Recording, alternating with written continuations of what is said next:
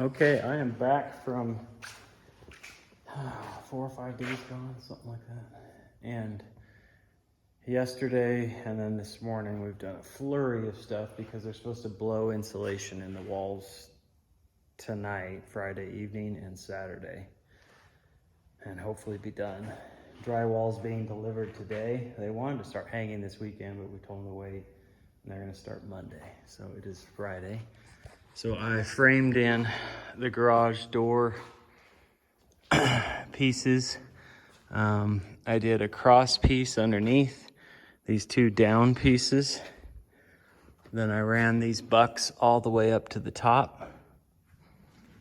A buck all the way up to the top. Then this face, and then up here. And I had to shim in behind it a little because that header isn't fully out. That was the trickiest part, but I know there's some other ways to do this, but the guy, Dave, who came over and helped me pull this wall in, is a really good builder in the valley. He and his partner install garage doors. His partner does it, actually. And so we just said, you guys do our doors. And so they're gonna put in 3 really nice doors with windows, all black, insulated with openers. And this is how they want it prepped, I hope. I wrote notes on the door jambs, and I hope that's what they wanted. So we've got all 3 done, and it looks really good. Brandy's also done a really good job refinishing this door. It looks red and yellow in here, but it's actually a dark brown. There, that's more of the color of it. Looks really nice. Sanded the whole thing, really tedious, and then put a coat on, then steel wooled it, and then put the second coat on just today. And then she painted the frame black that faces out, since we have a black roof and black soffit and 3 black garage doors. And then the house will be olive, and the windows have that black vinyl exterior trim. So I also put in all the blocking, still using garage door terms, for mounting a shop heater here. And I put the vent portal in, an 8x8 portal, per the HVAC guy's instructions. And I'm just gonna have him pop that into place. Slick and easy. I also I installed another box and ran a thermostat cable. The unit will plug in, and then we'll run. I left a bunch coiled in the attic there, and the thermostat will run it. This outlet, initially I had power coming into this outlet, thermostat, power going over, and I don't know what I thought I was going to do, hardwired or something, but obviously that's not the pattern. So in order just to keep those wires in place, I'll just make this a power outlet in the garage, which I didn't have very many on this wall anyway. I'll plug in the video for this that I filmed last night for putting the doorbell transformer upstairs, but I popped power up into the attic from this outlet as well. This was an abandoned outlet after we took out the cove heaters, deciding that those weren't an efficient heater for a garage.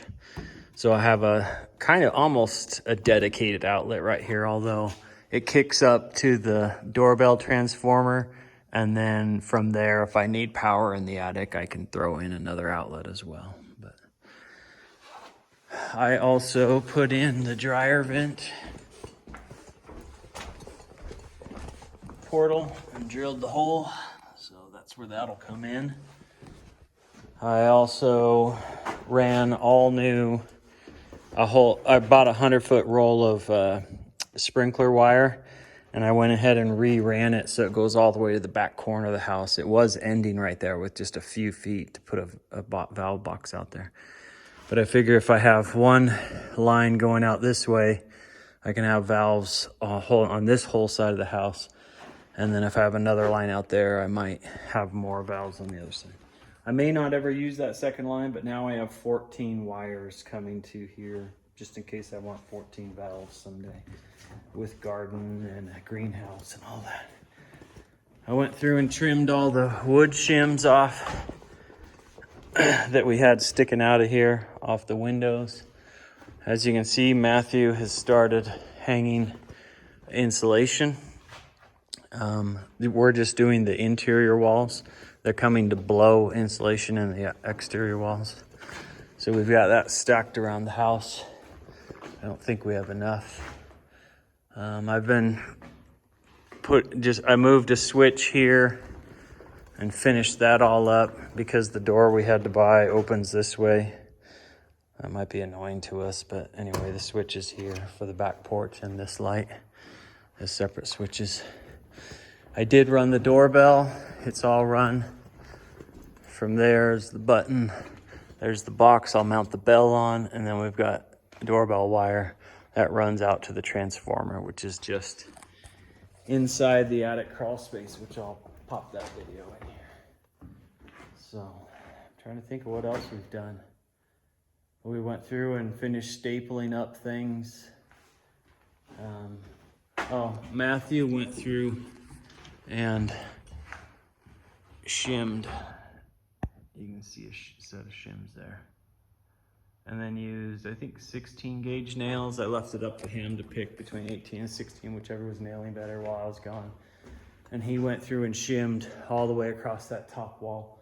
So if the trusses settle a little bit, they'll just settle onto that wall and not crack the drywall all the way across. And those were in the instructions of our the builder, Dave, who was just giving me different advice for different things. So, and I also ran the 6.3. I decided a second 6.3. It's all run into here. I decided to go ahead and run that out here. So now I've got a 10.3 coming off a 30 amp single pole and 6.3 coming off a 50 amp double pole. And I will have just regular 20 amp power, 30 amp housing, and a 50 amp housing.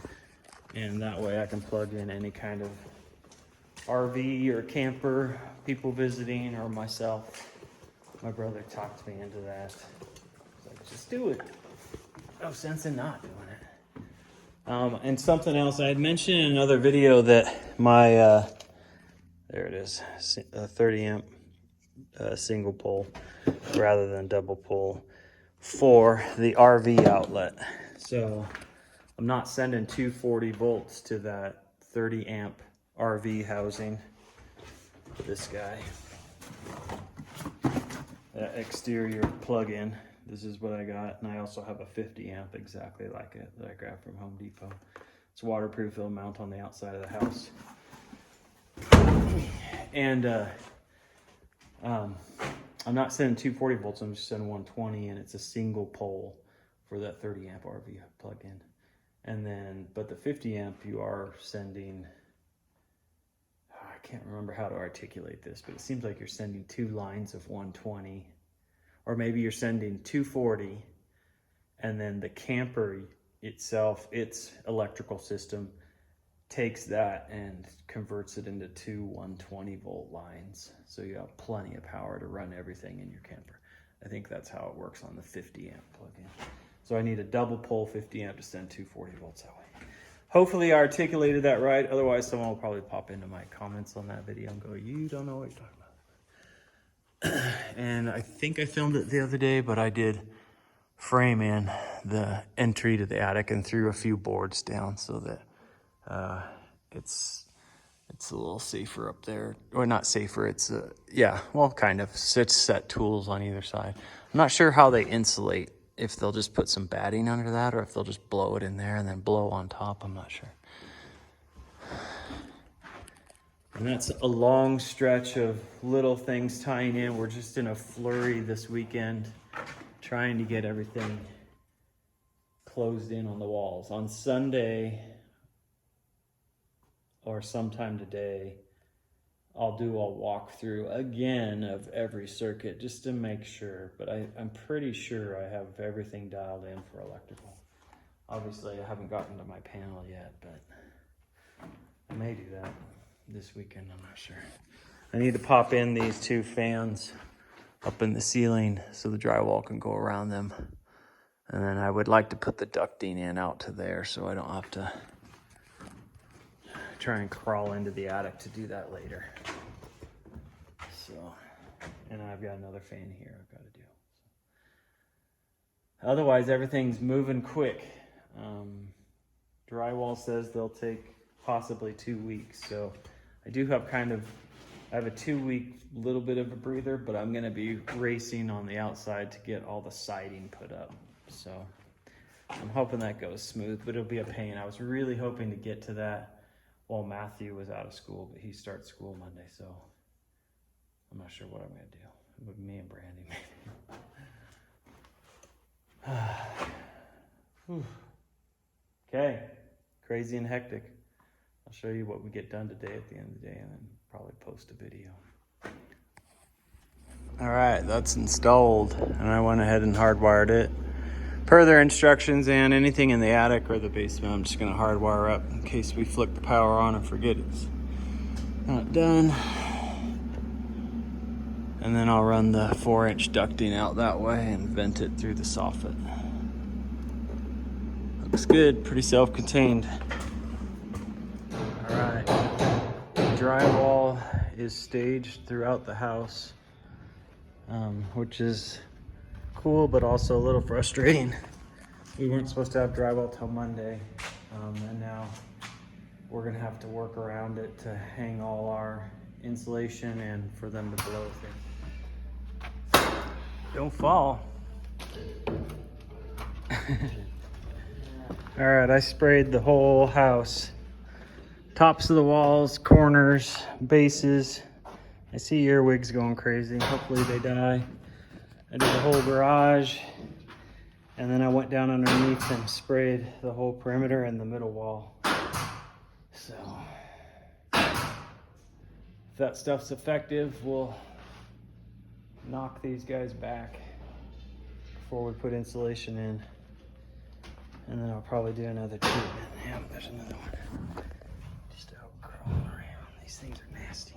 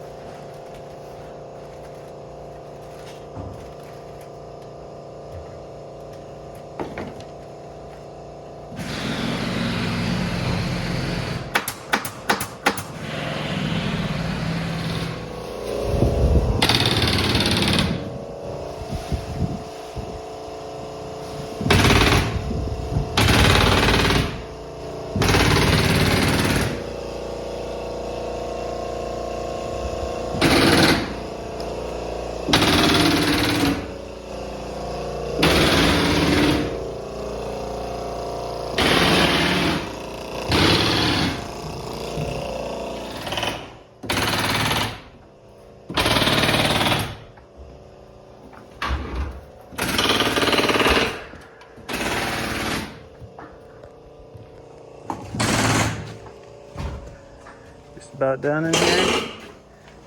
Getting close.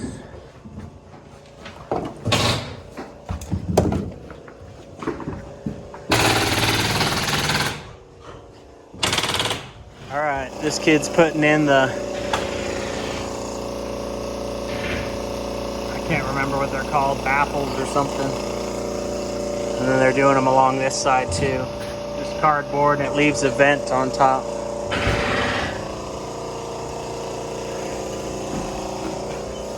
You ready? We got the master, the hallway, the bathroom, this bedroom, and then and that wall too.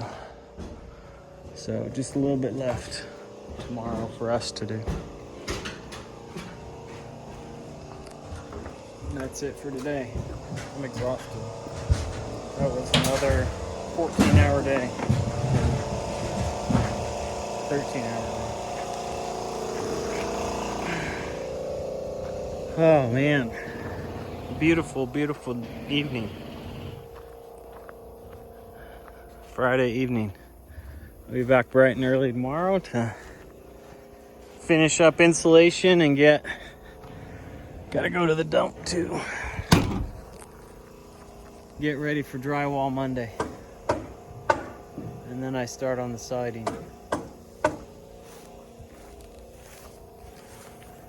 Beautiful sunset. Beautiful evening.